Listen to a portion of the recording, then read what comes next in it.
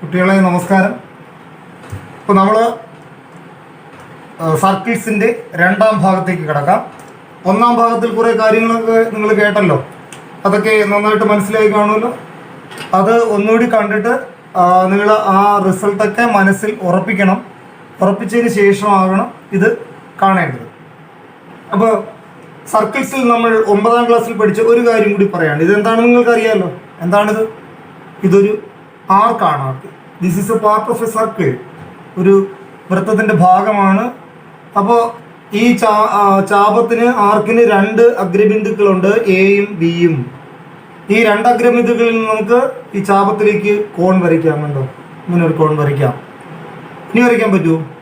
വരയ്ക്കാമല്ലോ. ദാണ്ട് ഇങ്ങനെ വരയ്ക്കാം അല്ലേ? ഇനി വരയ്ക്കാൻ പറ്റുമോ? ഇനിയും വരയ്ക്കാം അല്ലേ? ഇനി വരയ്ക്കാൻ പറ്റുമോ? ഓക്കെ, ഇനി വരയ്ക്കാം. അപ്പോൾ എത്ര കോണുകൾ വരയ്ക്കാം ഒരു ചാപത്തിൽ? ഒരു ചാപത്തിൽ അനേകം കോണുകൾ വരയ്ക്കാം. എത്ര കോണുകൾ വേണമെങ്കിലും വരയ്ക്കാം. Number of angles can be drawn in an arc. ഇതിൻ്റെ പ്രത്യേകത, ഈ ആംഗിളുകളെല്ലാം, ഈ കോണുകളെല്ലാം തുല്യ അളവായിരിക്കും. So all angles drawn in an arc are equal. ഒരു ചാപത്തിൽ വരച്ചിരിക്കുന്ന എല്ലാ കോണുകളും തുല്യ അളവ് ഉള്ളവയാണ്. നമ്മളത് പഠിച്ചിട്ടുണ്ട്. അടുത്തത് നമുക്കറിയാം, ഒരു സർക്കിൾ എടുക്കുന്നു. ഒരു സർക്കിളിൻ്റെ ഒരു വൃത്തത്തിൻ്റെ ഒരു വ്യാസം വരച്ചു. വ്യാസം എന്ത് ചെയ്യും? വൃത്തത്തെ 2 ഭാഗങ്ങളാക്കും അല്ലേ? 2 ഭാഗങ്ങളാക്കുന്നു. ഈ മുകളിൽ ഒരു ഭാഗം, താഴെ ഒരു ഭാഗം, രണ്ടും തുല്യ ഭാഗങ്ങളാണ്. അതിന് നമ്മൾ പറയുന്ന അർത്ഥവൃത്തം. അർത്ഥവൃത്തം എന്ന് പറയും. അർത്ഥവൃത്തം അല്ലെങ്കിൽ സെമി സർക്കിൾ എന്ന് പറയും. Semi circle. എന്താണ് ഇതിൻ്റെ പ്രത്യേകത? സെമി സർക്കിളിൻ്റെ പ്രത്യേകത, സെമി സർക്കിൾ എന്ന് പറയുന്ന വൃത്തത്തിൻ്റെ പകുതി. അപ്പോൾ നമ്മൾ ഈ വ്യാസത്തിൻ്റെ അഗ്രങ്ങളിൽ നിന്ന്, ആ അഗ്രങ്ങൾക്ക് ഞാൻ എ എന്നും ബി എന്നും പേര് കൊടുത്തു. എയിൽ നിന്നും ബിയിൽ നിന്നും വൃത്തത്തിലേക്ക് ഒരു ആംഗിൾ വരച്ചു. ഈ ആംഗിൾ 90 ഡിഗ്രി ആയിരിക്കും. അപ്പോൾ ഒരു വ്യാസത്തിൻ്റെ അഗ്രങ്ങളിൽ നിന്ന് വൃത്തത്തിലേക്ക് വരച്ചിരിക്കുന്ന കോൺ 90 ഡിഗ്രി ആയിരിക്കും. അല്ലെങ്കിൽ അർദ്ധവൃത്തത്തിലെ കോൺ മട്ടകോണായിരിക്കും. അല്ലെങ്കിൽ angle in a semi circle is right angle. അപ്പോൾ സെമി സർക്കിളിൽ എത്ര എണ്ണം വരയ്ക്കാം? ഇനിയും വരയ്ക്കാം. ഇവിടെ ഇങ്ങനെ നേരത്തെ വരച്ച പോലെ വരയ്ക്കാം. അതും 90 ഡിഗ്രി ആയിരിക്കും. മുകളിലത്തെ അർദ്ധവൃത്തത്തിലേക്കും വരയ്ക്കാം. അതും 90 ഡിഗ്രി ആയിരിക്കും. അപ്പോൾ ഒന്നാമത്തെ റിസൾട്ട് നമ്മൾ പഠിക്കുന്നത് എന്താണ്? ഒരു വൃത്തത്തിൽ ഒരു വ്യാസം വരച്ചാൽ വ്യാസത്തിൻ്റെ അഗ്രങ്ങളിൽ നിന്ന് വൃത്തത്തിലേക്ക് വരയ്ക്കുന്ന കോണുകളെല്ലാം 90 ഡിഗ്രി ആയിരിക്കും. അതിനെ ചുരുക്കി ഷോർട്ട് ഫോമിൽ നമുക്കിങ്ങനെ പറയാം, അർദ്ധവൃത്തത്തിലെ കോൺ മട്ടകോണായിരിക്കും. അതായത് 90 ഡിഗ്രി ആയിരിക്കും. Angle in a semi circle is right angle. ഇനി നമ്മൾ അടുത്ത ഭാഗത്തേക്ക് പോകുന്നു. അപ്പോൾ സപ്പോസ് നമ്മളൊരു ഇതുപോലൊരു വൃത്തം എടുക്കും, ഒരു സർക്കിൾ എടുക്കാം. ഒരു സർക്കിൾ എടുത്തു. ആ സർക്കിളിൻ്റെ ഒരു പോയിന്റ്, 2 പോയിന്റ് എടുത്തു. എ എന്നും ബി എന്നുള്ള 2 പോയിന്റ് എടുത്തു. ഈ 2 പോയിന്റ് എന്ത് ചെയ്തു? ഈ ഹോൾ സർക്കിളിനെ 2 പാർട്ടാക്കിയിരിക്കുകയാണ് അല്ലേ? മുകളിലത്തെ ഈ പാർട്ട്, താഴത്തെ ഈ പാർട്ട് ഉണ്ടോ? 2 പാർട്ടാക്കി. ഈ 2നെയും നമ്മൾ ചാപങ്ങൾ എന്നാണ് പറയുന്നത്. ചാപങ്ങൾ അല്ലെങ്കിൽ ആർക്സ് എന്ന് പറയും. അപ്പോൾ നിങ്ങൾക്ക് 10ാം ക്ലാസ്സിൽ ഇത് പറയുന്നില്ലെങ്കിലും +2 ചെല്ലുമ്പോൾ നിങ്ങൾ പറയും, ഒരു ചാപത്തിൻ്റെ ഡിഗ്രി അളവ്, degree measure of an arc. ഒരു ചാപത്തിൻ്റെ ഡിഗ്രി അളവ്. ചാപത്തിൻ്റെ അളവെന്ന് പറയുമ്പോൾ ഈ ചാപത്തിൻ്റെ നീളം വേണമെങ്കിലും ആവാം. ചാപത്തിൻ്റെ ഡിഗ്രി അളവെന്ന് പറയുന്നത് അതിൻ്റെ കേന്ദ്ര കോണിൻ്റെ അളവിന് തുല്യമായിരിക്കും. കേന്ദ്രകോൺ വരയ്ക്കുന്നത് വളരെ സിമ്പിളാണ്. ചാപത്തിൻ്റെ അഗ്രങ്ങളിൽ നിന്ന് കേന്ദ്രം ശീർഷമാകുന്ന കോൺ വരയ്ക്കുമ്പോൾ കിട്ടുന്ന അതാണ് കേന്ദ്രകോൺ. കണ്ടോ? അപ്പോൾ യഥാർത്ഥത്തിൽ ഇതിൻ്റെ കേന്ദ്രകോണാണ് ഇത്. ഇതൊരു കോണെന്ന് പറയുമ്പോൾ ഇങ്ങനെ അല്ലേ, ഇങ്ങനെ വികസിച്ചിരുന്ന അത് കോണെന്ന് നമ്മൾ സാധാരണ പറയാറില്ല. അപ്പോൾ ഇതും പക്ഷേ തിയറിറ്റിക്കലി നമുക്കിത് കോണാണെന്ന് പറയാം. അതിൻ്റെ കോണളവ് 90, 180 കൂടുതലാണെന്നേ ഉള്ളൂ. No problem. അപ്പോൾ ഇവിടെ എ ബി എന്ന് പറയുന്ന ചാപത്തിൻ്റെ കേന്ദ്ര കോണാണ് കോൺ AOB. AB എന്ന് പറയുന്ന ഈ ചാപത്തിൻ്റെ, മനസ്സിലായല്ലോ. അപ്പോൾ എ ബിയുടെ ഡിഗ്രി അളവെന്ന് പറയുന്നത് എ ബി എന്ന് പറയുന്ന ചാപത്തിന്റെ ഡിഗ്രി അളവ് അതിന്റെ കേന്ദ്ര കോണിന്റെ അളവിന് തുല്യമാണ്. അപ്പോൾ ഞാൻ ഈ എയും ബിയും ബേസ് ചെയ്ത് അതിന്റെ കേന്ദ്രകോൺ വരച്ചു. എന്നിട്ട് എ ബിയുടെ ഈ ചാപത്തിന്റെ കേന്ദ്രകോൺ എടുത്തത് ഏതാണോ അതിന്റെ മറുചാപം അതും കൂടി പറയാം. ഇപ്പോൾ എ ബി എന്ന് എടുക്കുമ്പോൾ 2 ചാപങ്ങൾ കിട്ടി, ഒരു വലിയ ചാപവും ഒരു ചെറിയ ചാപവും കിട്ടി. വലുതും ചെറുതും ആവണമെന്നില്ല, വ്യാസം കൊണ്ടാണ് നമ്മൾ ഡിവൈഡ് ചെയ്യുന്നതെങ്കിൽ തുല്യ ചാപങ്ങളായിട്ട് കിട്ടും. എന്തായാലും 2 ചാപങ്ങൾ കിട്ടും. അതിൽ ഓരോന്നിനെയും മറ്റേതിന്റെ മറുചാപം എന്നാണ് പറയുന്നത്, അല്ലെങ്കിൽ ആൾട്ടർനേറ്റ് ആർക്ക് എന്ന് പറയും, ഓപ്പോസിറ്റ് ആർക്ക് എന്നും പറയും. അപ്പോൾ എ ബി എന്ന് പറഞ്ഞ ഈ ചാപത്തിന്, ഞാൻ ഈ കൈ കൊണ്ട് വരച്ച് കാണിക്കുന്ന ചാപത്തിന്റെ മറുചാപമാണ്, അല്ലെങ്കിൽ ഓപ്പോസിറ്റ് ആർക്കാണ്, അല്ലെങ്കിൽ ആൾട്ടർനേറ്റ് ആർക്കാണ് ഈ മുകളിലത്തെ ചാപം. അപ്പോൾ ഞാനിവിടെ എ ബി എന്ന് പറയുന്ന ചാപത്തിന്റെ കേന്ദ്രകോണും വരച്ചു. എ ബി എന്ന് പറയുന്ന ചാപത്തിന്റെ മറുചാപത്തിന്റെ ആൾട്ടർനേറ്റ് ആർക്കിൽ ഞാനൊരു ആംഗിൾ വരച്ചു. അപ്പോൾ 2 ആംഗിൾ വരച്ചു. ഏതാ 2 ആംഗിൾ? എ ബിയുടെ കേന്ദ്രകോണും വരച്ചു, എ ബിയുടെ മറുചാപത്തിൽ ഒരു കോൺ വരച്ചു. കണ്ടോ, ഈ 2 കോണും തമ്മിൽ ഒരു ബന്ധമുണ്ട്. കേന്ദ്ര കോണിന്റെ ഈ കോണിന്റെ പകുതിയായിരിക്കും ഇത്. അതായത് ഇത് 20 ഡിഗ്രി ആണെങ്കിൽ ഇത് 10 ഡിഗ്രി ആയിരിക്കും. ഇത് എക്സ് ആണെങ്കിൽ ഇത് x/2 ആയിരിക്കും. ഇതാണ് പ്രത്യേകത. അപ്പോൾ എങ്ങനെ പറയാം നമുക്ക്?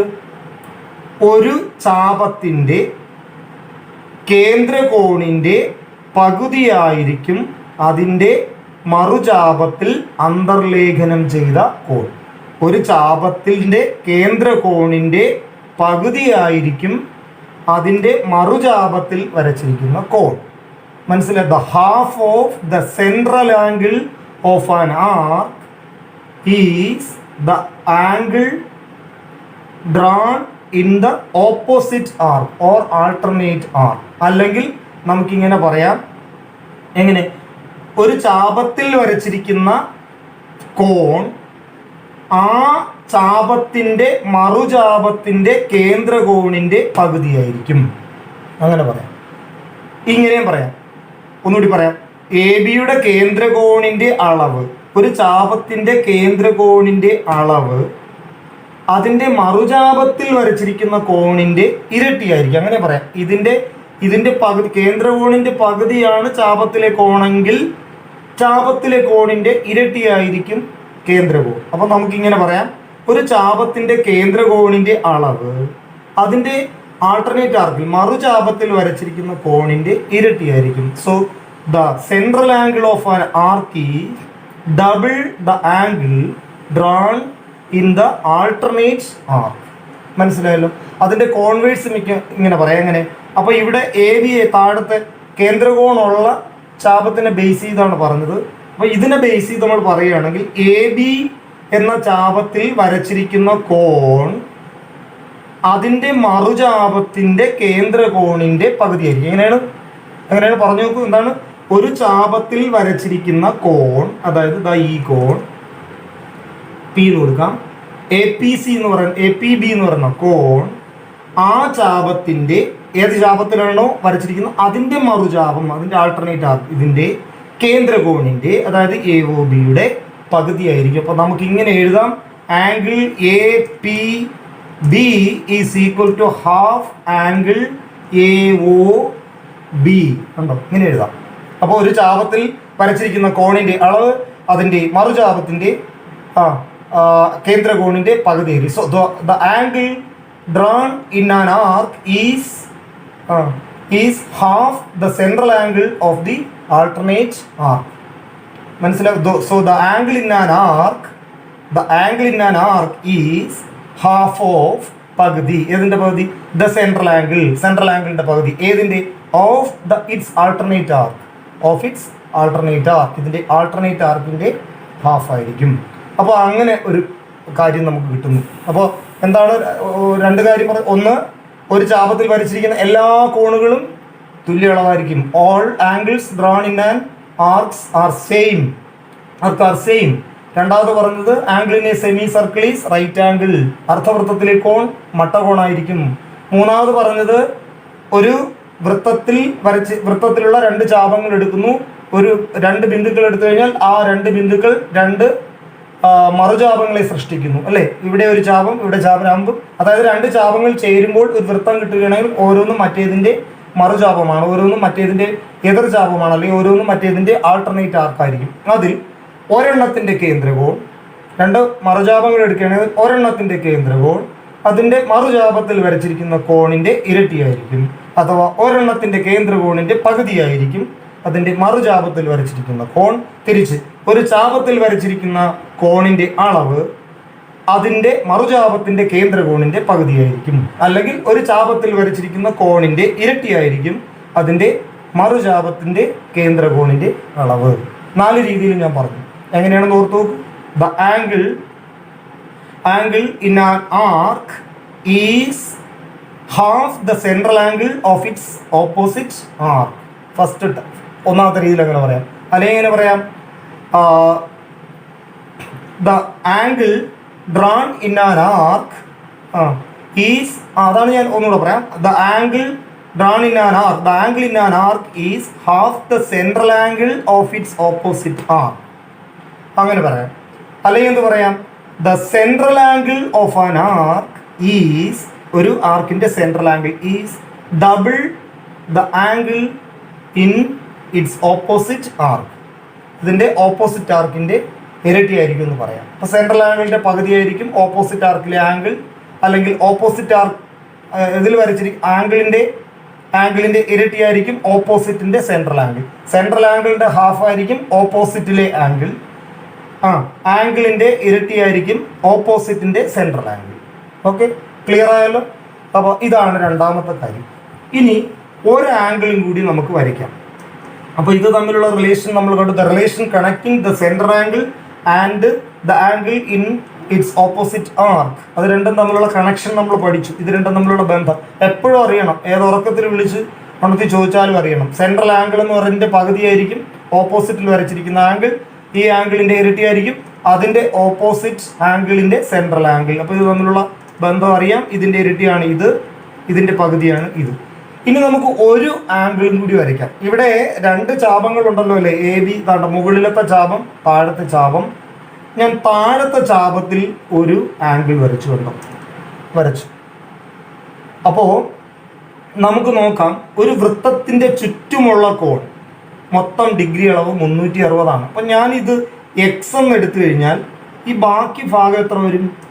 മൊത്തം 360 ആണ്. എടുത്തു കഴിഞ്ഞാൽ ഇത് 360 മൈനസ് എക്സ് ആണ് അല്ലേ. അപ്പോൾ ഇനി നമ്മളിപ്പോൾ പറഞ്ഞ തിയറി ഒന്ന് അപ്ലൈ ചെയ്ത് നോക്കി. എന്താണ്?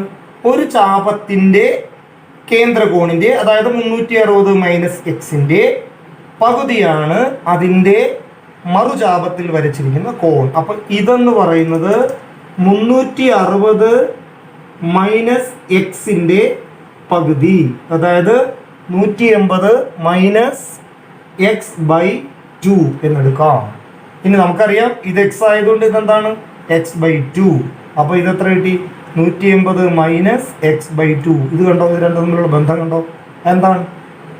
ഇത് 180, ഇത് എക്സ് ബൈ 2 ആണ്. ഇത് 180 മൈനസ് എക്സ് ബൈ 2 എന്ന് പറഞ്ഞാൽ ഇതിൻ്റെ അനുപൂരക കോണാണ് ഇത്. അപ്പോൾ അങ്ങനെ ഒരു പുതിയ കാര്യം നമുക്ക് കിട്ടുന്നു. എന്താണ്?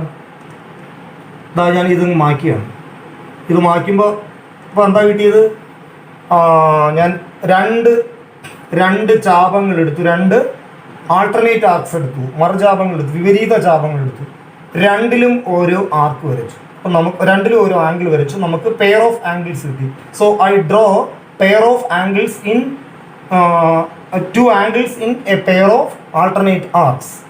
വിപരീത ചാപങ്ങളിൽ, എതിർ ചാപങ്ങളിൽ 2 കോണുകൾ വരച്ചു. ഈ കോണുകൾ എങ്ങനെയാണെന്ന് കണ്ടു? ഇത് എക്സ് ആണെങ്കിൽ ഇത് 180 മൈനസ് എക്സ്. ഈ 2 കോണുകളും അനുപൂരകങ്ങളാണ്, അതായത് സപ്ലിമെൻ്ററി ആണെന്ന് കിട്ടി. അപ്പോൾ നമുക്കിങ്ങനെ മനസ്സിലാക്കാം, ഒരു വൃത്തത്തിൻ്റെ മറുചാപങ്ങളിൽ വരച്ചിരിക്കുന്ന ഒരു ജോഡി കോണുകൾ അനുപൂരകങ്ങളായിരിക്കും. എന്താണെന്ന് പറഞ്ഞു നോക്കൂ. ഒരു വൃത്തത്തിൻ്റെ മറുചാപങ്ങളിൽ, ഒരു ജോഡി മറുചാപങ്ങളിൽ വരച്ചിരിക്കുന്ന കോണുകൾ അനുപൂരകങ്ങളായിരിക്കും, അഥവാ തുക 180 ഡിഗ്രി ആയിരിക്കും. സോ ദ ആംഗിൾസ്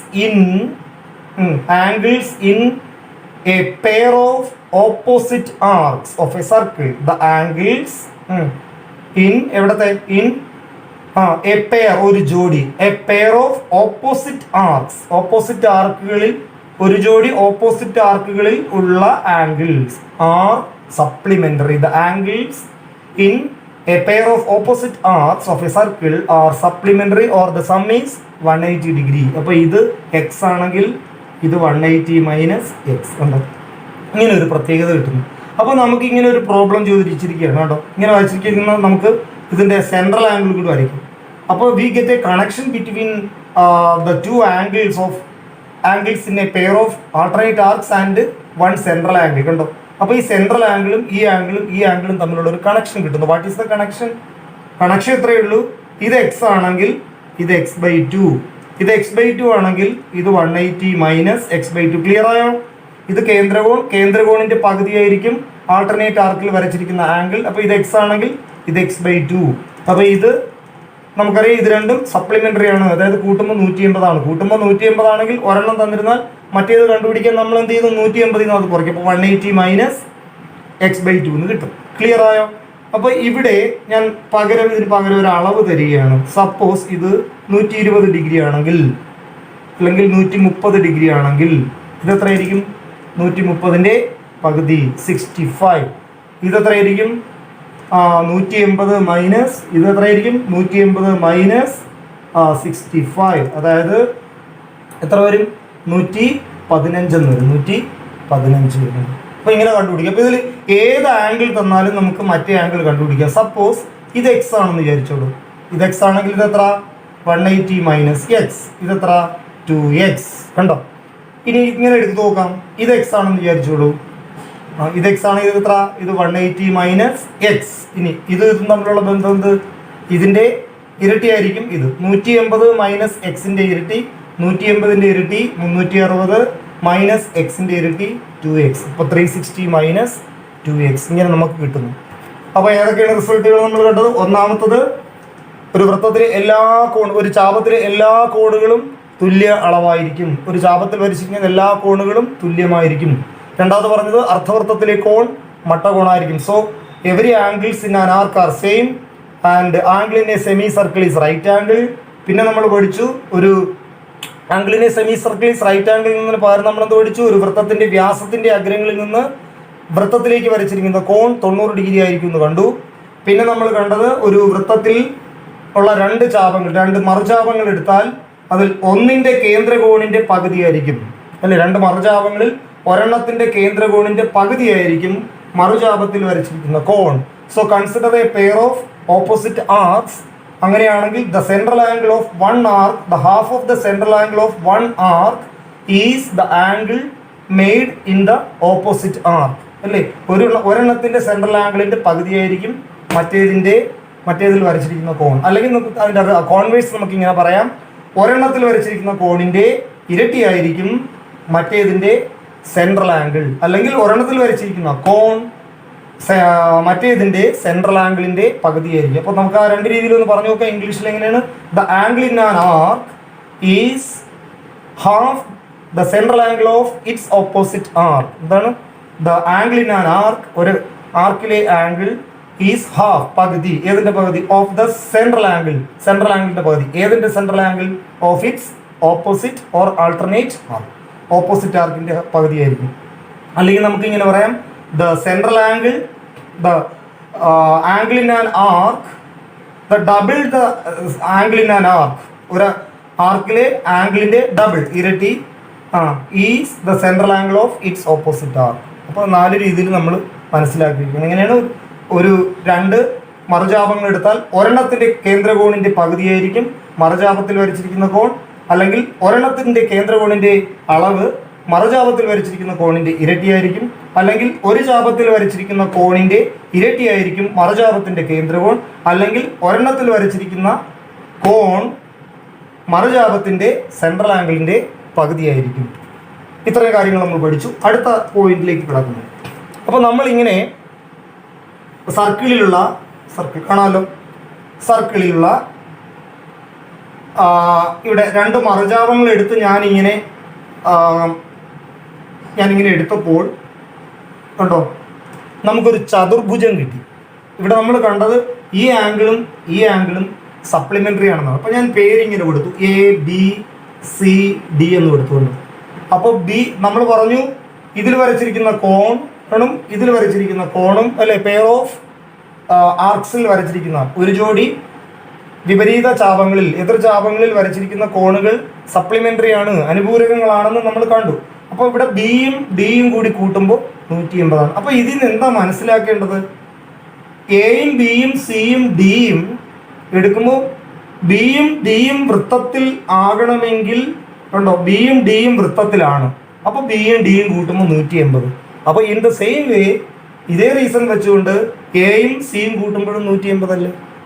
അപ്പോൾ നമുക്കിതിന് കോമൺ ആയിട്ടൊരു കാര്യം പറയാം. എന്താണ്? ഈ ചതുർഭുജത്തിൻ്റെ എതിർകോണുകൾ അനുപൂരകങ്ങളാണെന്ന് കിട്ടി.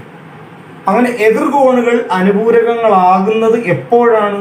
ആ കോണിൻ്റെ ശീർഷങ്ങളെല്ലാം വൃത്തത്തിൽ വരുമ്പോഴാണ്. അങ്ങനെയുള്ള ചതുർഭുജത്തിനൊരു പേരുണ്ട്, സൈക്ലിക് ക്വാഡ്രിലാറ്ററൽ അഥവാ ചക്രീയ ചതുർഭുജം. അപ്പൊ എന്താണ് ചക്രീയ ചതുർഭുജം? ചക്രീയ ചതുർഭുജം എന്ന് പറഞ്ഞാൽ ഒരു ചതുർഭുജത്തിന്റെ ശീർഷങ്ങൾ വൃത്തത്തിലാണെങ്കിൽ അതിനെ ഒരു ചക്രീയ ചതുർഭുജം എന്ന് പറയാം. If all the vertices of a quadrilateral are either in the circle or on the സർക്കിളിലാണെങ്കിൽ we called it is a cyclic quadrilateral. Cyclic quadrilateral ആകുമ്പോഴുള്ള പ്രത്യേകത എന്താണ്? അതിൻ്റെ ഓപ്പോസിറ്റ് ആംഗിൾസ് സപ്ലിമെന്ററി ആണെന്ന് കിട്ടി. അതിൻ്റെ എതിർ കോണുകൾ അനുപൂരകങ്ങളാണെന്ന് കിട്ടി. അതായത് എതിർ കോണുകൾ കൂട്ടുമ്പോൾ 180 ഡിഗ്രി ആയിരിക്കും. അപ്പോൾ നമുക്കിങ്ങനെ പറയാം, എ ബി സി ഡി പടം വരച്ചു നോക്കാൻ നമുക്ക് പറയാൻ പറ്റും. എ ബി സി ഡി ഒരു ചക്രീയ ചതുർഭുജമാണെങ്കിൽ എ പ്ലസ് സി 180 ആയിരിക്കും, ബി പ്ലസ് ഡി 180 ആയിരിക്കും. അപ്പോൾ പി ക്യു ആർ എസ് ഒരു ചക്രീയ ചതുർഭുജമാണെങ്കിൽ ഇടവിട്ടുള്ളത് പറഞ്ഞാൽ മതി. പിയും ആറും ഓപ്പോസിറ്റ് ആംഗിൾസ് ആണ്, ക്യൂവും എസും ഓപ്പോസിറ്റ് ആംഗിൾ ആണ്. അപ്പോൾ P plus R 180 degree, Q plus S 180 degree. ഇങ്ങനെ ഓർഡറിൽ തന്നെ കൊടുക്കണം കേട്ടോ. എ ബി കൊടുത്തിട്ട് സി ഇവിടെയും കൊടുത്തിട്ട് ഡി ഇവിടെയും കൊടുക്കരുത്, അങ്ങനെ കൊടുക്കാൻ പാടില്ല. അത് വാച്ചിന്റെ സൂചിയുടെ ഡയറക്ഷനാണ്, ആ ഡയറക്ഷനിൽ തന്നെ കൊടുക്കണം. ക്ലോക്ക് വൈസ് ആണെങ്കിൽ ക്ലോക്ക് വൈസ് കൊടുക്കണം, ആന്റി ക്ലോക്ക് വൈസ് ആണെങ്കിൽ ആന്റി ക്ലോക്ക് വൈസ് ഡയറക്ഷനിൽ തന്നെ കൊടുക്കണം. അല്ല ചാടി പോകരുത്. ഇവിടെ നിന്ന് എ ബി കൊടുത്തിട്ട് പിന്നെ സി ഇവിടെ കൊടുത്ത് ഇവിടെ ഡി കൊടുക്കണം, അങ്ങനെ കൊടുക്കാൻ പാടില്ല. പേര് കൊടുക്കുമ്പോൾ എ ബി സി ഡി എന്ന് പറഞ്ഞാൽ സൈക്ലിക് ആയിട്ട് തന്നെ കൊടുക്കണം. ക്ലിയർ? അപ്പോൾ എ ബി സി ഡി ഒരു ചക്രീയ ചതുർഭുജമായതുകൊണ്ട് അതിൻ്റെ ശീർഷങ്ങളെല്ലാം വൃത്തത്തിലാണ് എന്ന് കിട്ടി. അപ്പോൾ അങ്ങനെയാണെങ്കിൽ നമുക്ക് ഇവിടെ എന്ത് ചെയ്തു? വൃത്തം വരച്ചിട്ടാണ് ചതുർഭുജം വരച്ചത്. ഇനി നമുക്ക് അല്ലാതെ ഒന്ന് ചിന്തിച്ചുകൂടെ? ഇങ്ങനെ ഒരു ചതുർഭുജം വരച്ചിട്ട് ആ ചതുർഭുജത്തിന്റെ എല്ലാ ശീർഷങ്ങളിലും കൂടി കടന്നു പോകുന്ന ഇങ്ങനെ ഒരു വൃത്തം വരയ്ക്കാൻ നമുക്ക് കഴിയുമോ എന്ന് പരിശോധിക്കണമല്ലോ, അല്ലേ? അപ്പോൾ അല്ലാതെ നമുക്ക് ചെയ്തു നോക്കാം. ഇങ്ങനെ നമ്മൾ വരച്ചു എ ബി സി ഡി. ഇതുകൊണ്ടോ എയും ബിയും സിയും ഡിയും എവിടെയാണ്? വൃത്തത്തിലാണ്. അതുകൊണ്ട് നമുക്ക് എന്ത് പറയാം? എയും സിയും കൂട്ടുമ്പോൾ 180, ആംഗിൾ ബിയും ആംഗിൾ ഡിയും കൂട്ടുമ്പോൾ 180. സപ്ലിമെന്ററി ആയിരിക്കും, അനുപൂരകങ്ങളായിരിക്കും, അല്ലേ? അപ്പൊ നമുക്കിതിനെ തിരിച്ചു പറഞ്ഞാലോ? എങ്ങനെ? ചക്രീയ ചതുർഭുജമാണെങ്കിൽ വൃത്തത്തിലാണെങ്കിൽ എതിർകോണുകൾ അനുപൂരകങ്ങളായിരിക്കും. അങ്ങനെയാണെങ്കിൽ നമുക്ക് തിരിച്ചു പറഞ്ഞൂടെ? എതിർകോണുകൾ അനുപൂരകങ്ങളായാൽ അത് വൃത്തത്തിലായിരിക്കും, അപ്പോൾ ഒരു ചക്രീയ ചതുർഭുജമാകും. അപ്പോൾ നമുക്കിത് 3 കാര്യം കൂടി കണക്റ്റഡ് ആണ്. ഏതൊക്കെ 3 കാര്യങ്ങൾ? ചക്രീയ ചതുർഭുജം, ശീർഷങ്ങളെല്ലാം വൃത്തത്തിൽ, എതിർകോണുകൾ അനുപൂരകങ്ങൾ. ചക്രീയ ചതുർഭുജമാണെങ്കിൽ എന്താണ്? ശീർഷങ്ങളെല്ലാം വൃത്തത്തിലായിരിക്കും, എതിർകോണുകൾ അനുപൂരകങ്ങളായിരിക്കും. എതിർകോണുകൾ അനുപൂരകങ്ങളായാൽ ചക്രീയ ചതുർഭുജമായിരിക്കും. ചക്രീയ ചതുർഭുജമാണെങ്കിൽ ശീർഷങ്ങളെല്ലാം വൃത്തത്തിലായിരിക്കും. അപ്പോൾ ഇത് 3 പരസ്പര പൂരകങ്ങളാണ്, ഒന്നിനും മാത്രമായിട്ട് നിലനിൽപ്പില്ല. മനസ്സിലായല്ലോ? അപ്പോൾ ഇവിടെ ഒരെണ്ണം ശരിയാണെങ്കിൽ ബാക്കി 2 ശരിയാവും. അതാണ് ഇതിന്റെ പ്രത്യേകത. അപ്പോൾ ചക്രീയ ചതുർഭുജ സിദ്ധാന്തം എന്ന് വേണമെങ്കിൽ ഇതിനെ പറയാം. പണ്ടൊക്കെ അങ്ങനെയാണ് പറഞ്ഞിരുന്നത്, സൈക്ലിക് ക്വാഡ്രിലാറ്ററൽ തിയറം. അതായത് ഒരു ചക്രീയ ചതുർഭുജത്തിന്റെ എതിർകോണുകൾ അനുപൂരകങ്ങളായിരിക്കും. The opposite angles of a cyclic quadrilateral are supplementary എന്ന് ഇംഗ്ലീഷിൽ പറയും. എന്താണ്? ഒരു ചക്രീയ ചതുർഭുജത്തിന്റെ എതിർകോണുകൾ അനുപൂരകങ്ങളായിരിക്കും, കാരണം അത് വൃത്തത്തിലാണ്. അപ്പൊ നമുക്കൊരു തന്നിരിക്കുന്ന ചതുർഭുജം ചക്രീയമാണോ എന്ന് ചോദിച്ചാൽ നമ്മൾ പറയേണ്ടത്, നമ്മൾ പഠിച്ചിരിക്കുന്നത് വൃത്തത്തിലായാൽ ചക്രീയ ചതുർഭുജമെന്നാണ് പഠിച്ചു വെക്കുന്നത്. പക്ഷെ അത് കുറച്ചുകൂടി ക്ലിയർ ആയിട്ട് നമ്മൾ ഇങ്ങനെ മനസ്സിലാക്കണം. ഒരു ചതുർഭുജത്തിന്റെ ശീർഷങ്ങൾ വൃത്തത്തിൽ ആകത്തക്ക വിധം ഒരു വൃത്തം വരയ്ക്കാൻ കഴിയുമെങ്കിൽ അതൊരു ചക്രീയ ചതുർഭുജമാണ്. അല്ലാതെ നമ്മളോട് വൃത്തം വരച്ച് കാണിക്കുകയൊന്നും വേണ്ട. വൃത്തം വരയ്ക്കാൻ പറ്റുമെന്ന് നമ്മൾ തെളിയിച്ചാൽ മതി. വൃത്തം വരയ്ക്കാൻ കഴിയുമെന്ന് എങ്ങനെ തെളിയിക്കും? വളരെ ഈസിയാണ്. അതിൻ്റെ എതിർ കോണുകൾ കൂട്ടി നോക്കണം. ഇതും കൂട്ടുമ്പോൾ 180 കിട്ടുമെങ്കിൽ അല്ലേ? അപ്പോൾ എനിക്കൊരു ഡൗട്ട്, ഇത് രണ്ടെണ്ണം കൂട്ടിയപ്പോൾ 180 വന്നു. അങ്ങനെയാണെങ്കിൽ ഇത് രണ്ടും കൂടെ കൂട്ടുമ്പോൾ 180 വരുമോ? ഓർത്ത് നോക്കൂ. 2 കോണുകൾ കൂട്ടുമ്പോൾ 180 കിട്ടി. അപ്പോൾ അടുത്ത രണ്ടെണ്ണം കൂട്ടുമ്പോൾ 180 വരൂ. നോക്കാം. ഒരു ചതുർഭുജത്തിന്റെ 4 കോണുകൾ കൂട്ടുമ്പോൾ എത്ര ഡിഗ്രിയാണ്? 360 ഡിഗ്രിയാണ്. അതിൽ 2 എണ്ണം കൂട്ടുമ്പോൾ 180 ആണ്. അപ്പോൾ ആ 2 എണ്ണത്തിന്റെ സം അങ്ങ് കളഞ്ഞപ്പോൾ ബാക്കി എത്ര വന്നു? 360 180 കുറയ്ക്കുമ്പോൾ 180 ആണ്. അപ്പോൾ അടുത്ത 2 എണ്ണം 180 വന്നു. അപ്പോൾ വളരെ എളുപ്പമായി. നമ്മൾ ചക്രീയ ചതുർഭുജമാണോ എന്ന് നോക്കാൻ ഏതെങ്കിലും ഒരു ജോഡി കോണുകൾ എടുത്താൽ മതി. 1 പെയർ ഓൺലി. ഒന്നുകിൽ എയും സിയും കൂട്ടുമ്പോൾ 180 തെളിയിക്കണം, അല്ലെങ്കിൽ ബിയും ഡിയും കൂട്ടുമ്പോൾ 180 തെളിയിക്കണം. ഏതെങ്കിലും ഒരു ജോഡി മതി. എന്താണ് പിന്നെ മറ്റേ ജോഡി ഓട്ടോമാറ്റിക്കലി ശരിയാകും. ക്ലിയർ ആയല്ലോ? അപ്പോൾ ഒരു ചക്രീയ ചതുർഭുജമാണെന്ന് പ്രൂവ് ചെയ്യാനായിട്ട് നമ്മൾ എന്ത് ചെയ്താൽ മതി? എതിർ കോണുകൾ അനുപൂരകങ്ങളാണ്. എതിർ കോണുകൾ കൂട്ടുമ്പോൾ 180 ഡിഗ്രി ആണെന്ന് പ്രൂവ് ചെയ്താൽ മതി. അത് 2 ജോഡിയും എടുക്കണമെന്നില്ല. ഏതെങ്കിലും ഒരു ജോഡി കൂട്ടുമ്പോൾ 180 ആണെങ്കിൽ അതൊരു ചക്രീയ ചതുർഭുജമായിരിക്കും. മീൻസ് അതിൻ്റെ ശീർഷങ്ങൾ വൃത്തത്തിൽ വരത്തക്ക വിധം ഒരു വൃത്തം വരയ്ക്കാൻ കഴിയും.